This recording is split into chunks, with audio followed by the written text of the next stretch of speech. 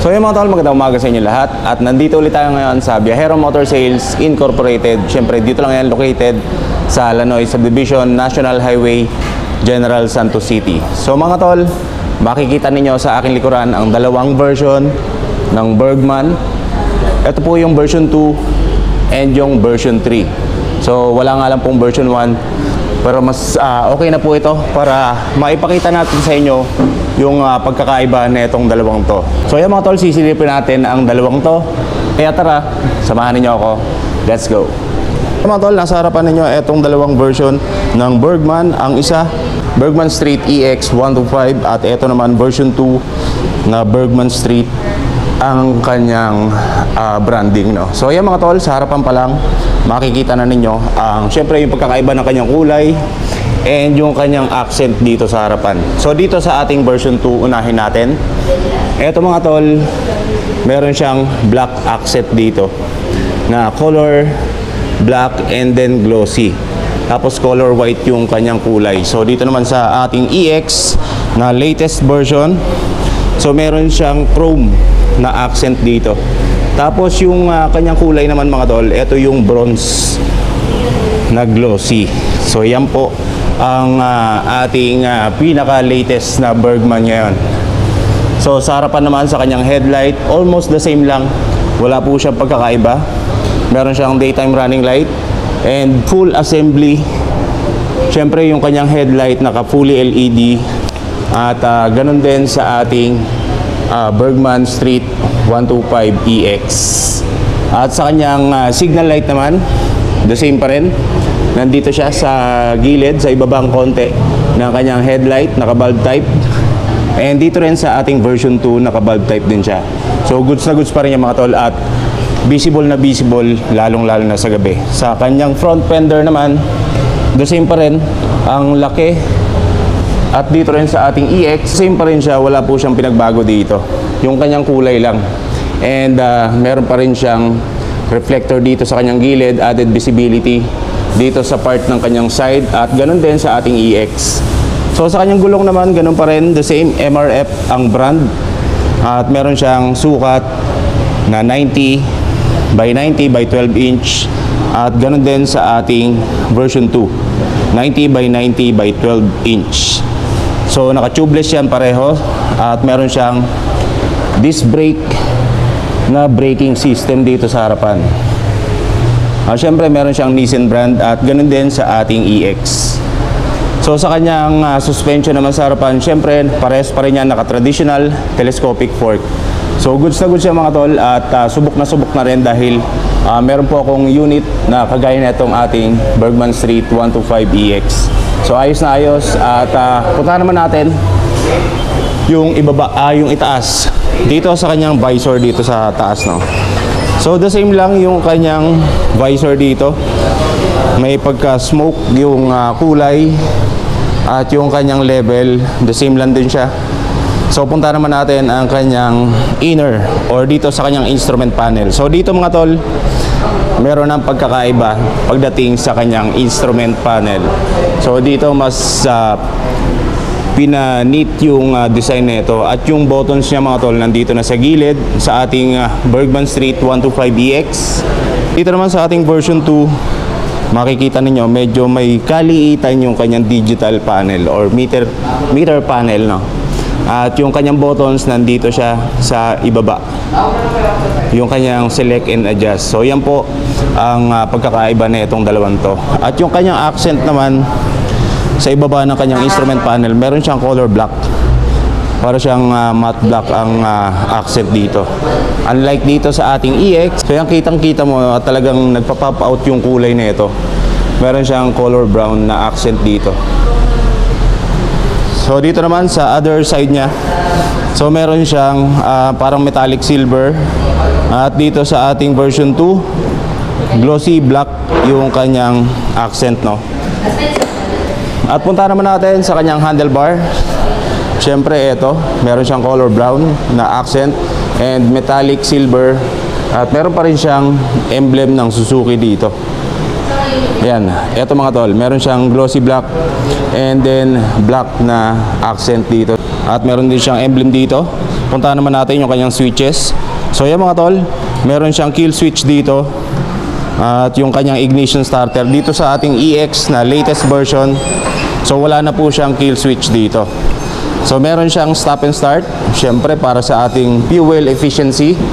At gaya ng mga matatraffic na lugar, so gamit na gamit etong ating stop and start mga tol, no? Para mas makatipid tayo pagdating sa kanyang konsumo ng gasolina. At yung kanyang ignition starter. So dito sa kabila, sa kaliwa, meron siyang high beam and low beam, left and right turn signal, switches, at yung kanyang busina. So ganun din sa ating version 2, high beam and yung kanyang signal switches. At yung kanyang busina syempre. So unahin natin ang version 2 dito sa kanyang charging port at yung kanyang 2 liters na packet. So ayan mga tol, napakalaki na itong kanyang packet, no? At dito meron siyang naka USB. USB ready na po siya. Dun sa version 1 netong Bergman Street, so naka universal socket pa rin siya, no? So bibili mo pa siya ng adapter, unlike dito sa ating version 2, naka USB ready na. At dito rin sa ating EX na latest version. So yan po mga tol, naka USB ready na at meron din siyang 2 liters na side packet. So pagdating naman sa kanyang key system, syempre ito ay naka-traditional key. At ang kagandahan dito, meron siyang shutter lock para mas safe ang ating motor kapag ito ay pinark natin na mag-isa. So yan, meron din siyang shutter lock at napakalalim na side pocket. Dito naman tayo sa inner fairings. Unahin natin dito sa ating EX. So yan, talagang napakatingkad na itong kanyang inner fairings dahil nagpa-pop out yung kulay color brown dito sa kanyang inner fairings, no? Talagang kitang-kita mo na yung bawat maliliit na detalye dito. At dito naman sa ating version 2, so meron siyang color black na inner fairings, no? At ayan, the same lang po siya ng dito sa ating EX. So kulay lang ang pinagbago na ito. Sa design, ganun pa rin, parehong-pareho. At meron din siyang hook para sa ating pinamili. So para mas convenient tayo pag tayo ay nagda-drive. And ganun din naman sa ating EX. Meron nga lang siyang accent dito ng silver metallic. So dito sa ating version 2, glossy black. So yan ang pagkakaiba na itong dalawang to. At puntahan naman natin yung kanyang upuan. So yan mga tol, meron siyang color black. At dito naman sa ating EX, meron siyang dalawang tone. So meron siyang color black at color brown dito sa kanyang seat cover. At pagdating naman dito sa ating version 2, meron siyang all black. At yung kakaiba lang dito sa ating version 2 mga tol, yung kanyang stitches. So meron siyang color red. So yun lang siya, no? At sa kanyang cushion naman, parehas lang siya. So napakalambot. At when it comes to comfortability, so itong dalawang to ay may bibigay talaga sa inyo. Lalong-lalo na kapag kayo ay maglo-long rides gamit etong Bergman Street. Puntahan naman natin ang engine na ito mga tol, no? Alam naman natin na ito ay equipped ng SEP or yung Suzuki Eco Performance. So ano nga ba ang pinagkaiba netong ating EX dito sa ating version 2 na Bergman Street? So ito mga tol, ang ating version 2 SEP lang yung kanyang engine, unlike dito sa ating latest version. So meron siyang SEP Alpha engine. So yan po mga tol ang pina-advance na engine nitong motor na to, no? Dahil meron siyang stop and start at yung ating kill switch dito sa side stand, no? Nawala dito sa ating version 2 dahil yung kanyang kill switch nandun sa may switches niya dito sa kanyang handlebar. So dito sa kanyang side stand wala po siyang kill switch. At eto mga tol, yung mas pinatipid. Yung power niya ibibigay talaga, pero yung fuel efficient talagang mas in-enhance dito para sa ating Bergman Street 125EX. Naman natin ang kanyang likuran. Sa kanyang likuran naman mga tol, so kitang-kita naman at alam naman talaga ng karamihan kung ano ang pinagkaiba na itong ating older version dito sa ating bagong version. So ayan mga tol, yung ating gulong, syempre yung napaka-controversial na gulong dito sa ating version 2 na may 10 inch. At dito naman sa latest, so dahil sa demand ng karamihan na mas palakihin at maging proportion yung tayo o tindig na itong motor na to. So yan mga tol, dininig kayo ng Suzuki. Kaya maraming salamat syempre. At syempre sa lahat ng tao na nag-request na ito, no? So ayan mga tol, meron na siyang 12 inch. Meron siyang sukat na 100 by 80 by 12 inch. At ito ay naka-tubeless na. At sa kanyang mugs naman, meron siyang bronze na kulay, no? So ayan, napakaganda na itong ating latest version. So punta naman natin itong ating version 2. So meron siyang sukat na 90 by 100 by 10 inch. So yung mga tol, ito pwede naman nating i-upgrade to. Itong ating gulong dito sa likuran ng version 2. So nasa sa inyo na po yan kung ano po ang prefer ninyo na mas pagandahin pa yung gulong na itong ating version 2 at version 1. Sa kanyang mugs naman, meron siyang color black na glossy. At ito ay tubeless. So goods na goods yan. At hindi nyo agad mararamdaman na kayo ay naplatan sa gitna ng inyong biyahe. So sa kanyang muffler naman, syempre ito, meron pa rin siyang heat cover na color black. Ayun ang alikabok. So ito ay napakaganda para hindi mapaso ang ating OBR. At yung ating muffler tip dito sa ating version 2, meron siyang color black na glossy ang kulay. So dito naman sa ating EX, so meron siyang silver metal yung ating muffler tip. So yan po ang contrast na itong dalawang to. At pagdating naman dito sa likuran, so wala po siyang pinagbago mga tol. Kung tititigan mo maigi, almost the same siya. So ang mapapansin mo lang dito, medyo mas mataas ang likuran na itong ating EX. Siyempre dahil yan sa ating gulong na pinalaki na ginawang 12 inch. Unlike dito sa ating version 2 na 10 inch. So kaya mas mababa yung likurang bahagi na itong ating version 2. So mamaya alamin natin yung seat height na ito. Meron din siyang 5.5 liters fuel tank capacity. So yan, napakalaki na po niya mga tol at malayong-malayo na ang inyong mararating sa ganyang kalaking fuel tank capacity. Sa kanyang utility box naman, sa kanyang under seat storage, so titingnan natin itong EX mga tol at meron siyang susi. So bubuksan natin. So ito mga tol ay merong 21 liters na seat storage. So napakalaki niyan at eto mga tol, kasyang-kasya dito yung half face na helmet at siguradong marami kayo may ilalagay dito. At ganun din sa ating version 2. The same lang po sila, 21 liters na seat storage. So yan, kung hindi naman kayo satisfied sa ganito kalaking seat storage, so pwede nyo palagyan sa aftermarket ng top box para mas marami kayong mailagay dito kapag kayo ay babiyahe ng malayuan.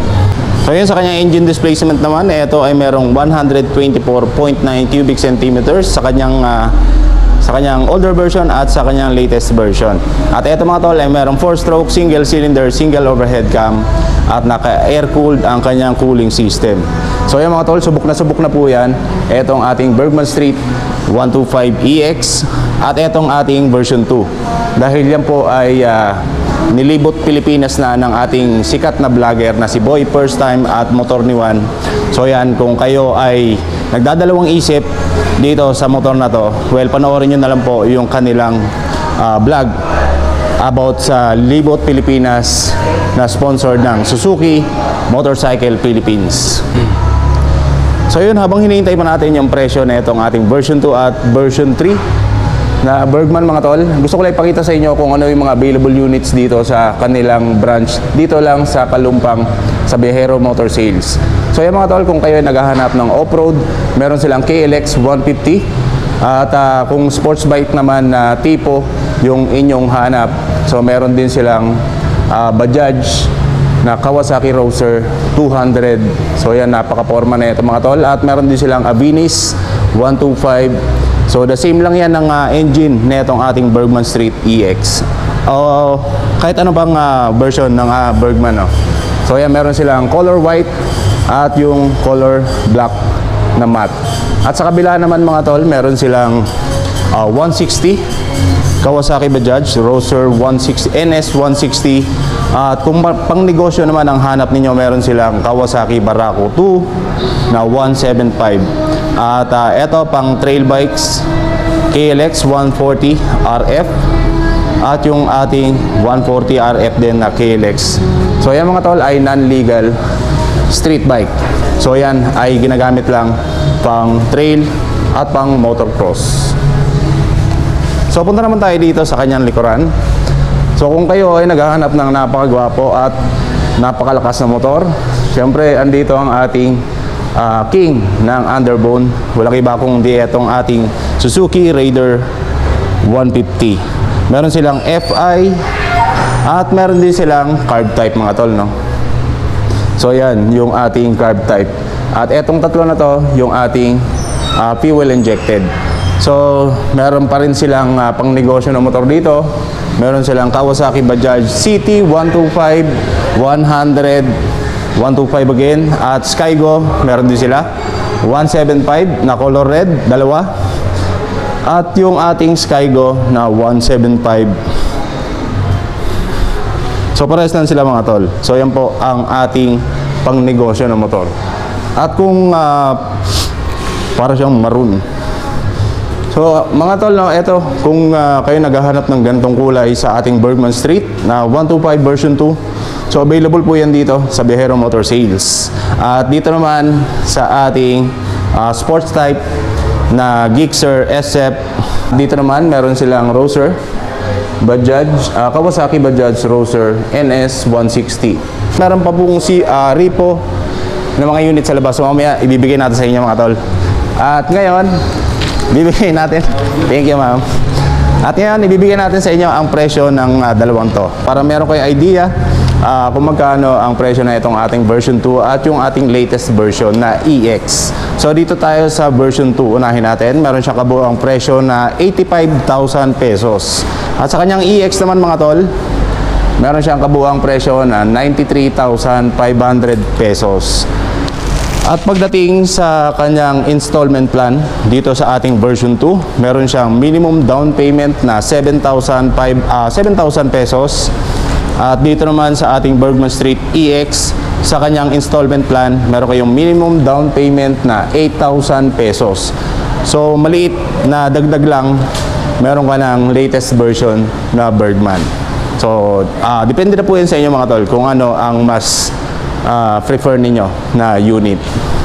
Sa kanyang term naman mga tol, sa kanyang terms, sa kanyang 3 years, so yan, meron siyang monthly amortization na 3,731 pesos para dito sa ating version 2. So pagdating naman dito sa ating EX na latest version, so yan mga tol, sa kanyang 3 years, meron kayong monthly amortization na 4,112 pesos. With rebates po yan ng 200 pesos para dito sa ating dalawang version. Ang ating latest version at yung ating version 2 na Bergman.